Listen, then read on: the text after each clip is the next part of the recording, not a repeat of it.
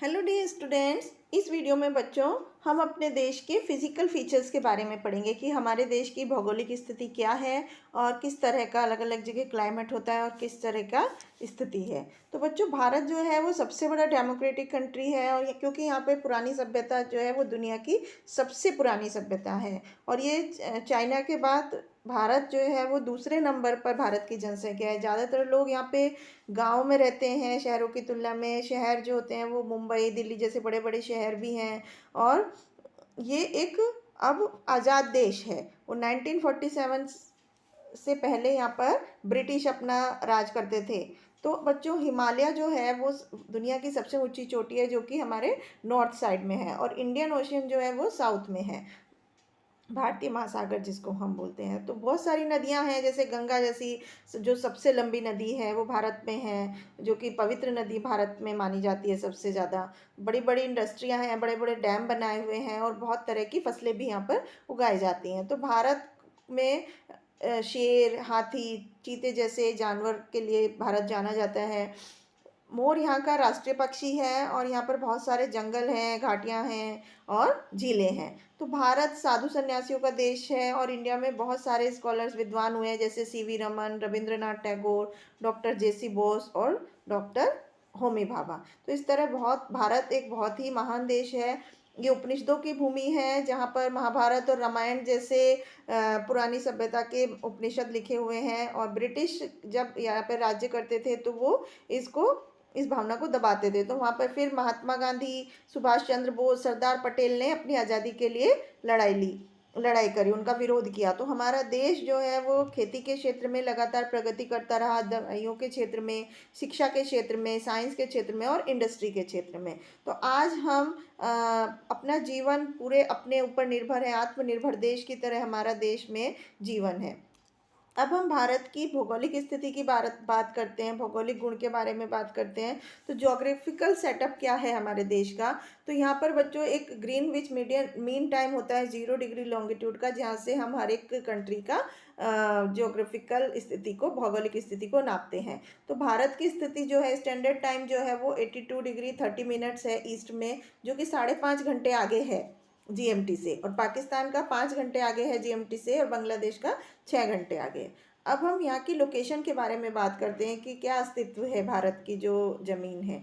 तो बच्चों, बलूचिस्तान जो प्लेट्यू है जो कि पाकिस्तान का हिस्सा है, वो सुलेमान और किरथर दो रेंज हैं उनमें, पश्चिम से उनसे निकाला, उनसे कटा हुआ है।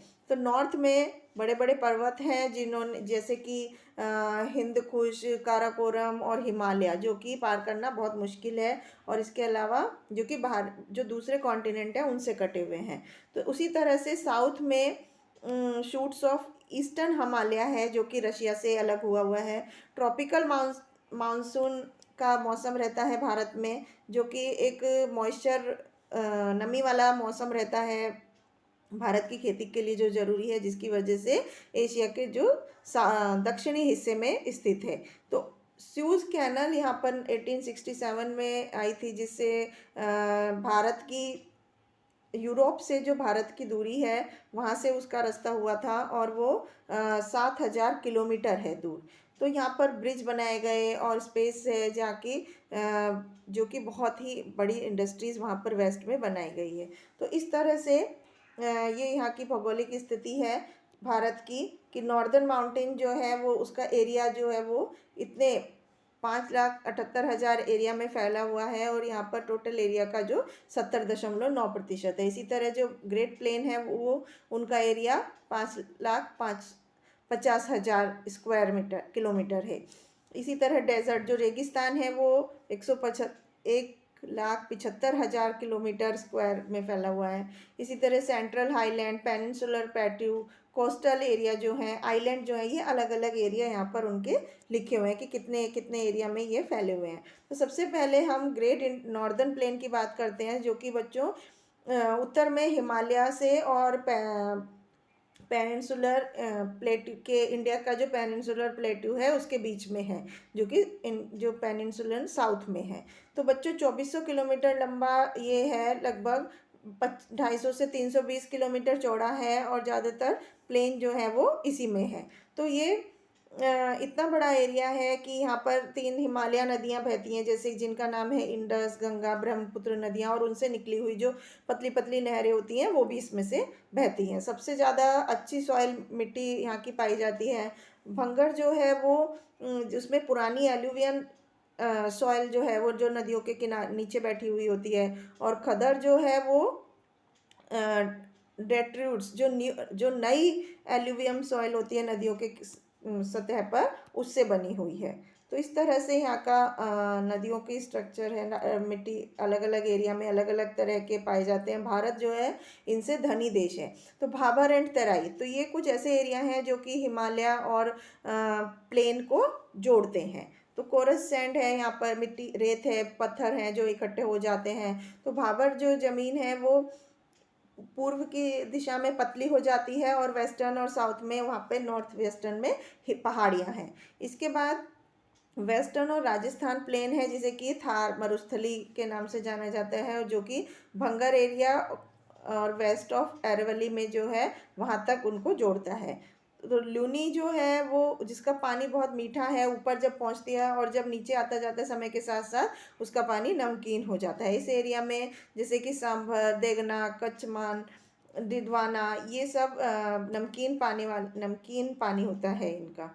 इसके बाद पंजाब हरियाणा प्लेन है, जो कि खेती के लिए माना जाता है ज़्यादा। वहाँ पर सतलुज नदी है, जो कि बीज और रावी नदियाँ भी हैं, और बहुत सारी बाढ़, लो लाइंग फ्लड प्लेन्स हैं जो वहाँ पर बाढ़ आती रहती है अक्सर। इसके बाद गंगा की घाटी है, गंगा प्लेन है। जो गंगा यमुना जो डोब है वो रोहिलखंड और अवध के प्लेन से बना हुआ है।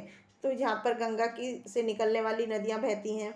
इसके बाद नॉर्थ बंगाल प्लेन है, उत्तरी बंगाल प्लेन। तो ये जो इसका एक्सटेंशन है वो ईस्टर्न हिमालय के पैर से ले मतलब तली से लेकर के बंगाल बेसिन तक में है, जो उत्तरी दिशा में है, और उसका एरिया लगभग 23,000 स्क्वायर किलोमीटर है। ब्रह्मपुत्र प्लेन जो है ये लो लेवल प्लेन है, जहाँ पे जो कि लगभग 80 किलोमीटर चौड़ा है, और चारों तरफ से पश्चिम की तरफ से ऊंचे ऊंचे पहाड़ों से घिरा हुआ है। अब हम सिग्निफिकेंस ऑफ ग्रेट प्लेन की बात करते हैं। तो रिवराइन एरिया जो है, फर्टाइल जो उपजाऊ मिट्टी है, और सबसे ज़्यादा उत्तम क्लाइमेट, सबसे ज़्यादा सुटेबल क्लाइमेट जो है, फ्लैट सरफेस है, मतलब सीधी सतह, समतल सतह है, सड़कें बनी हुई हैं, और इरिगेशन खेती यहाँ पर सबसे ज़्यादा पाई जाती है ग्रेट प्लेन्स में। इसके बाद पेनिनसुलर प्लेटू जो है, पेनिनसुलर मतलब जो ये है इंडियन सब कॉन्टिनेंट का पुराना स्ट्रक्चर है, जिसका जो कि बहुत ही धीमा था, और यहाँ पर धीरे धीरे विकास हुआ, जो कि नॉर्थ और नॉर्थ ईस्ट में उसके लिए हिमालय और नॉर्दर्न प्लेन है। तो इस तरह से विंध्या पर्वत, सतपुरा, महादेव, मैकाल, सरगुड़ा रेंजेस जो हैं पहाड़ों की, वो इसी पे हैं, जो हाइट पे हैं, जो कि 2 मेजर सब डिवीज़न बनाती हैं, नर्मदा वैली और डेमाक्रेशन। तो जो नर्मदा वैली है उसको सेंट्रल हाईलैंड की नॉर्थ में जो नर्मदा वैली है उसको सेंट्रल हाईलैंड बोलते हैं, और साउथ में जो नर्मदा वैली होती है उसको डिक्कन प्लेटू बोलते हैं। तो इस तरह से अब हम सेंट्रल हाईलैंड की बात करते हैं। जो पुरानी अरावली पर्वत है वेस्ट में, और साउथ में जो है वो विंध्यास पर्वत है। तो उनका जो ढलान वाला एरिया है नॉर्थ की तरफ का, वो गंगा प्लेन है। गंगा प्लेन तक का एरिया जो है उनके ढलान से वो सेंट्रल हाईलैंड में आता है। और जो वेस्टर्न पार्ट है सेंट्रल हाईलैंड का, उसको मालवा प्लेट्यू बोलते हैं। तो सेंट्रल पार्ट जो है वो उसमें बहुत सारे छोटे छोटे प्लेट्यू हैं, जैसे कि रीवा, बैघलखंड, बुंदेलखंड, और ईस्टर्न पार्ट में जो है हाईलैंड के उसमें है छोटा नागपुर प्लेट्यू। अब हम सबसे पहले डिक्कन प्लेट्यू की बात करते हैं। तो डिक्कन प्लेट्यू जो है वो विंध्यास पर्वत से साउथ की पेनिनसुला तक फैला हुआ है। ये ट्रायंगल प्लेट्यू है, और ये उत्तर की तरफ चौड़ाई में फैला हुआ है, और विंध्या पर्वत की जो रेंज है वो ईस्ट की तरफ चौड़ी है, जिसको महादेव हिल बोलते हैं, केमुइर हिल बोलते हैं, मैकाल रेंज बोलते हैं उत्तरी दिशा में। तो इस तरह ये है हाईएस्ट पीक जो है एनामुडी। अब इसकी महाराष्ट्र में जो है, महाराष्ट्र और कर्नाटका में इसकी रेंज जो है वो सह्याद्रीज है। नीलगिरी जो है वो तमिलनाडु में है, और अन्नामलाई जो है वो कार्डामन की हिल्स पहाड़ियाँ हैं जो कि केरला और तमिलनाडु के बॉर्डर पे हैं। तो इस तरह से डेक्कन प्लेट्यू जो है वो बहुत ही विकसित है। भो भोर घाट और थाल घाट जो हैं वो महाराष्ट्र में लाया करते हैं। इसके बाद ईस्टर्न घाट की बात करें तो ये जो घाट है ये बहुत ही खड़े हैं और इनमें कोरोमंडल जो कोस्टल है उस प्लेन में ये आते हैं। ईस्टर्न घाट जो है बहुत अच्छी तरह से विकसित हो चुके हैं, गोदावरी और महानदी के बीच के जो एरिया है। ईस्टर्न घाट और वेस्टर्न घाट का जो है वो नीलगिरी पहाड़ी में है। दोदा बेटा जो है वो 2637 मीटर है, सबसे ऊंची पहाड़ी जो है वो नीलगिरी हिल्स की। तो अब हम यहाँ पर पेनिनसुला हिल की सिग्निफिकेंस की बात करें तो उसकी जो जोग्राफिकल रिचनेस है, मतलब कितना धनी है वो भौगोलिक क्षेत्र में, और उसकी जो खेती के और हाइड्रो बिजली बनाने के जो सोर्स हैं, एग्रीकल्चर रिसोर्सेज हैं, उसके जंगल के क्या रिसोर्स हैं और फोना कितना रिच है वहाँ पे, और कल्चरल इन्फ्लुएंस क्या है उनके बारे में पढ़ेंगे। तो सबसे पहले कोस्टल प्लेन है जो उनके बारे में पढ़ते हैं। जो प्लेनिनसुलर प्लेट्यू होते हैं, मतलब जो कोस्टल प्लेन है पूर्वी एरिया में और जो पश्चिम क्षेत्र में, तो वो जो ईस्टर्न और पश्चिम कोस्टल प्लेन के जो बीच का जो डिफरेंस है वो बहुत ही चौड़ा है। तो जो पश्चिमी क्षेत्र में वो बहुत पतले हैं लेकिन गीले हैं, और जो पूर्वी क्षेत्र में जो कोस्ट हैं वो चौड़े हैं और कंपैरेटिवली सूखे हुए हैं। तो बहुत सारी नदियां यहाँ पर डेल्टा बनाती हैं ईस्ट की पूर्वी तट पर, और डेल्टा ऑफ ईस्ट जो पूर्व दिशा के कोस्ट हैं वो ग्रेनरी हैं, हरे हैं, और जो साउदर्न स्टेट हैं जैसे आंध्र प्रदेश, तमिलनाडु, कर्नाटका, केरला, पुडुचेरी, तो ये सब उसमें आते हैं। तो इस तरह से यहाँ पर मसाले, नट्स, कोकोनट, पाम, ये सब ज़्यादा पाए जाते हैं इस घाट में, कोस्टल प्लेन में। इसके बाद वेस्टर्न कोस्टल प्लेन की हम बात करें तो ये वेस्टर्न घाट और अरबियन सी और तक फैले हुए हैं, और साउथ में कन्याकुमारी, कच्छ, नॉर्थ के कच्छ के नॉर्थ और कन्याकुमारी तक फैले हुए हैं। तो इस तरह से गुजरात प्लेन जो है वो बहुत ही चौड़ा है और फ्लैट है। कच्छ पेनिनसुला, गल्फ का कच्छ और गल्फ ऑफ कैम्बे ये हैं यहाँ पर। द खती पतवार पेनिनसुला जो है उसे सौराष्ट्र बोलते हैं, जो कि कच्छ के साउथ से फैला हुआ है, और इसका प्लेन लेवल जो है वो भी, उसमें कुछ पहाड़ियाँ हैं जैसे कि माउंट गिरनर है, इस तरह से यहाँ पर पहाड़ियाँ हैं। इसके बाद हम ईस्टर्न कोस्टल प्लेन की बात करें जो कि कोस्टल जो एरिया है पूर्वी इसका, वो लो लैंड है, निचले हिस्से में फैला हुआ है, और इसके मुंह से ये गंगा से कन्याकुमारी तक है। तो जो इसका उत्तरी आधा हिस्सा है उसको नॉर्दर्न किर्सार या कलिंगा कोस्ट बोलते हैं, और जो सदर्न हाफ है उसको हम कोरोमंडल कोस्ट बोलते हैं। जो सबसे चौड़ा एरिया है उसको कर्नाटका रीजन बोलते हैं, जो कि 480 किलोमीटर चौड़ा है, और वहाँ पे ये हार्बर्स के लिए सुटेबल नहीं है। तो यहाँ पर इसकी कोस्टल प्लेन की क्या सिग्निफिकेंस है, क्या खासियत है, ये हार्बर्स इस यहाँ पे फसलों के लिए स्पेशलाइज है, फिशरीज एंड नेविगेशन के लिए, इकोनॉमिक इन्फ्लुएंस के लिए, जो आर्थिक स्थिति के लिए, और हिस्टोरिकल इम्पोर्टेंस जो है उसकी। तो सबसे पहले आइलैंड की बात करें हम, आइलैंड जो है बे ऑफ बंगाल आइलैंड है, जो कि अंडमान और निकोबार आइलैंड है, जो कि 10 डिग्री पे चैनल पे सेपरेट किया हुआ है। तो ये जो आइलैंड है ये टेरिटरी माउंटेन चेन जो है अरकन योमा की, उससे बन का फैलाव है। अंडमान ग्रुप जो है आइलैंड का वो 3 मेजर ग्रुप में बटा हुआ है, नॉर्थ अंडमान, मिडिल अंडमान और साउथ अंडमान, जिसको इकट्ठा करके हम ग्रेट अंडमान बोलते हैं। छोटा अंडमान जो है वो ग्रेट अंडमान से अलग हो गया बाय डंकन पैसेज के थ्रू वो उससे अलग हो गया। तो इस तरह से इसके बाद हम लक्षद्वीप आइलैंड की बात करते हैं। तो जो कोरल है, ज़्यादातर जो मुस्लिम जनसंख्या है वो यहाँ के फ्रिंजेस रीफ्स में रहते हैं। यहाँ पर 25 छोटे छोटे आइलैंड के ग्रुप हैं। तो उत्तर के जो आइलैंड हैं वो उनको अमिनदीवी और स्पॉट को कैनोनोर आइलैंड बोलते हैं। तो जो सबसे ज़्यादा साउथ में जो है उसको मिनिकॉय आइलैंड बोलते हैं, जो कि सबसे बड़ा है।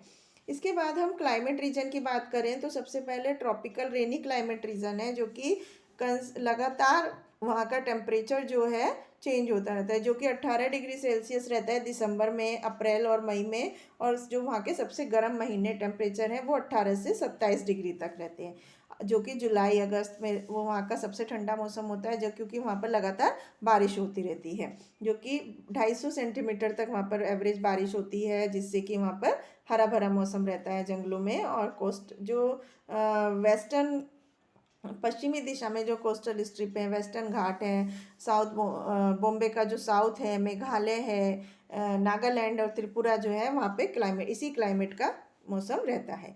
ट्रॉपिकल सावना रीजन जो है वो क्लाइमेट जो है वहाँ का मेन, वो ज़्यादातर लंबे समय तक सूखा रहता है। वहाँ का टेम्परेचर जो है वो सर्दियों में 18 डिग्री सेंटीग्रेड तक रहता है और गर्मियों में 46 डिग्री सेंटीग्रेड तक जाता है। बारिश होती है तो साउथ ईस्ट पार्ट में, जो कि गर्मियों में बहुत गर्मी होती है, और लगभग 100 सेंटीमीटर तक वहाँ पर बारिश होती है। तो इस तरह से यहाँ का क्लाइमेटिक रीजन है।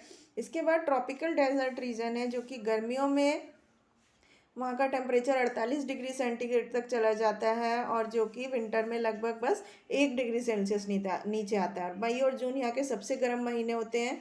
यहाँ पर लगभग 12.5 सेंटीमीटर बारिश होती है। सबसे ज़्यादा एवोपरेशन जो होता है वहाँ गर्मियों में होता है, और ठंडी में यहाँ पर क्रॉप उगाई जाती हैं थ्रू नदियों के से पानी मिलके खेती को। और वेस्टर्न राजस्थान जो है, जहाँ पर जो कच्छ का हिस्सा है, वहाँ पर पूरी तरह रेतीली ज़मीन है जो इस एरिया के अंतर्गत आती है। इसके बाद हम ह्यूमिड सब ट्रॉपिकल रीजन की बात करें तो यहाँ पे गर्मियों में जो इसका टेम्परेचर है वो 46 से 48 डिग्री सेंटीग्रेड रहता है, और जो वहाँ पर एवरेज बारिश होती है वो मेनली गर्मियों के मौसम में होती है, जो कि 62.5 सेंटीमीटर एवरेज होती है, और जो लगभग पूर्व में 2500 सेंटीमीटर तक बढ़ जाती है। सर्दियों में यहाँ पर ज़्यादातर सूखा मौसम होता है। तो ये जो है फुट हिल, जो हिमालय के जो तली का इलाका है, ईस्ट पूर्वी राजस्थान और यूपी के प्लेन में, बिहार में, नॉर्थ बंगाल में, असम और अरुणाचल प्रदेश में आता है। इसके बाद माउंटेन रीजन की अगर हम बात करें तो यहाँ का एवरेज टेम्परेचर जून में 15 से 17 डिग्री सेल्सियस रहता है। सर्दियों में ये 8 डिग्री से भी कम चला जाता है। और हिमालय के जो उत्तरी जो ढलान है वहाँ पर बारिश लगातार होती रहती है 8 से 10 सेंटीमीटर तक, और वेस्टर्न स्लोप पे बहुत हैवी रेनफॉल होती है जो कि 250 सेंटीमीटर से भी ज़्यादा होती है। तो जो पूरे के पूरे हिमालय बेल्ट है वो ट्रांस हिमालय से बनी हुई होती है, और मेन हिमालय जो है वो इस एरिया में आता है। अब हम पेनिनसुलर प्लेट्यू की बात करें तो पेनिनसुलर प्लेट्यू जो है वो त्रिकोण शेप का होता है, जो कि सदर्न उसका जो किनारा है वो ग्रेट प्लेन की ग्रेट एज है, जो कि टोटल एरिया उसका 1,60,000 स्क्वायर किलोमीटर है। मारवाड़ा अपलैंड जो है वो अरावली पर्वत की ईस्ट से में सैंडस्टोन से बनी हुई है, और शेल से और लाइमस्टोन से विंध्यायन पीरियड में। तो अपलैंड जो है वो बनस रिवर से अरावली रेंज से निकली हुई है। इसके बाद सेंट्रल हाईलैंड जो है उसको मध्य भारत पत्थर भी बोलते हैं, जो कि मारवाड़ा अपलैंड के ईस्ट में है, और चंबल और उसकी नदियां यहाँ से निकलती हैं। इसके बाद बुंदेलखंड अपलैंड है, जो कि यमुना नदी इसके बीच से बहती है, और मध्य भारत पथ में, और विंध्या स्क्रैप लैंड जो है इसके अंतर्गत आते हैं। इसके बाद मालवा प्लेट्यू है, जो कि अरावली पर्वत श्रृंखला से पश्चिम में और बुंदेलखंड से ईस्ट में और साउथ में विंध्या पर्वत से घिरा हुआ है। तो ये लावा प्लेट्यू जो मध्य प्रदेश में है वहाँ पर ब्लैक सॉइल पाई जाती है, जो कि नॉर्थ में उसमें से कौन कौन सी नदियाँ बहती हैं, बेटवा, पार्वती, काली सिंध, चंबल और माही। भगेलखंड में मकल पर्वत श्रृंखला है पूर्व में, और नॉर्थ में सोन रिवर यहाँ पर से घिरी हुई है। छोटा नागपुर प्लेट्यू है, इसमें मेनली झारखंड को ईस्टर्न मध्य प्रदेश से जोड़ता है, और जो पुरुलिया है वेस्ट बंगाल का पुरुलिया, वो इससे जुड़ा हुआ है। तो ये प्लेट्यू जो है वो मेनली गोंदवाना चट्टानों से बना हुआ है, और इसमें ग्रेनाइट और गैनेसिस और डिकन लावा होते हैं। इसके बाद हम डिकन प्लेट्यू की बात करें तो ये सबसे बड़ी यूनिट है, जो कि 5 लाख स्क्वायर किलोमीटर एरिया में फैली हुई है। यहाँ पर Maharashtra plateau, Karnataka plateau, Telangana plateau आते हैं। तो जनरल जो इसका जो घाट है वो वेस्ट से ईस्ट के बीच में बना हुआ है। तो यहाँ से कौन कौन सी मेजर बड़ी नदी बहती है, महानदी, गोदावरी, कृष्णा और कावेरी इसी एरिया से बहती हैं। अब हम पेनिनसुला की हिल पहाड़ी पर्वतीय श्रृंखला की बात करें तो अरावलीय पर्वतीय श्रृंखला जो है सबसे पुरानी पर्वतीय श्रृंखला है, जो नॉर्थ ईस्ट से साउथ ईस्ट में इस डायरेक्शन में बहती है, और दिल्ली से पालमपुर तक गुजरात में है। इसके बाद विंध्यास रेंज की बात करें तो ये जो है नॉर्दर्न प्लेन से नर्मदा नदी बहती है और सोन नदी उसकी ट्रिब्यूटरीज है। तो इस तरह विंध्यास जो है वो ईस्ट से भारनार कैमूर हिल्स तक इसमें यहाँ पर फैले हुए हैं। तो ये रेंज जो है पर्वतीय श्रृंखला जो है इसमें पानी जो है वो गंगा सिस्टम और नदी सिस्टम साउथ में, भारत के जो साउथ में जो नदियां हैं उसमें इसमें से पानी आता है। इसके बाद सतपुरा पर्वतीय श्रृंखला की बात करें तो यहाँ पर सतपुरा मतलब 7 पर्वत की श्रृंखला है, जो कि नर्मदा और तापी नदी और साउथ में विंध्यास की डायरेक्शन में फैलती है। तो यहाँ पर महादेव हिल्स है जो कि मक्कल पर्वतीय श्रृंखला है पूर्व में, और धूपगढ़ है पंचमार्ही या महादेव हिल्स जो है वो सतपुरा के सबसे ऊंची चोटी है। इसके बाद वेस्टर्न घाट सह्याद्री की बात करें तो वेस्टर्न घाट जो है वो उत्तर दक्षिणी दिशा में तापी घाटी से और कन्याकुमारी उत्तर में कन्याकुमारी तक फैला हुआ है। अरबियन सी को का जो किनारा है वो 1600 किलोमीटर के करीब है, और काले माउंटेन जो है वो इसकी नीचे तक उसकी ज़मीन जो है वो अरबियन सी तक की है। सह्याद्री जो है सह्याद्री बनी हुई है असली पानी से, जिसको पेनिनसुला से डिवाइड होती है, और सारी इंपॉर्टेंट नदियाँ जो हैं वो इसी पहाड़ी से निकलती हैं और ईस्ट की तरफ बहती हैं। तो इस तरह से ये है। कालसुबी जो है यहाँ की सबसे ऊंची चोटी है। तो जो गोवा सह्याद्री का जो साउथ है, दक्षिणी है, वो यहाँ पर अनाज उगता है, और नीलगिरी की पहाड़ियाँ ईस्टर्न में सह्याद्री जो है वो पर्वतीय को जाना जाता है। इसका हाईएस्ट पॉइंट जो है वो डोडा बेटा 2637 किलोमीटर है। तो इस तरह से पटनी हिल्स जो है नॉर्थ ईस्ट में, और जो कार्डमन हिल्स हैं वो साउथ में है। कोडेकनल हिल स्टेशन जो है वो पटनी हिल्स पर स्थित है। 3 इम्पॉर्टेंट सह्याद्रीज हैं यहाँ से, थाल घाट, भोर घाट और पाल घाट यहाँ पर से निकलते हैं। इसके बाद ईस्टर्न घाट की हम बात करें तो ये एक सबसे ऊंची टूटी हुई पर्वतीय श्रृंखला है, जो पहाड़ की श्रृंखला स्टार्ट होती है महानद से, और उड़ीसा में जो महानद है वहाँ से, और तमिलनाडु के वैगई तक। तो ये जो हिस्से हैं ये बहुत ही पुराने पर्वत हैं जो कि नॉर्दर्न पार्ट और महानदी और गोदावरी के बीच में है। तो इस तरह से गोदावरी जो है उसकी पहाड़ियाँ नालमलाई, पालकोंडा और जावेरी, शवरोय और बिल्गिन रंगन हिल्स में है। तो जो महानद्रागिरी है वो सबसे लंबी चोटी है ईस्टर्न घाट की। तो इस तरह से बच्चों हमने यहाँ पर क्या क्या चीज़ें पढ़ी कि ज़्यादातर लोग जो हैं वो इंडिया में, भारत में गांव में रहते हैं शहरों की तुलना में।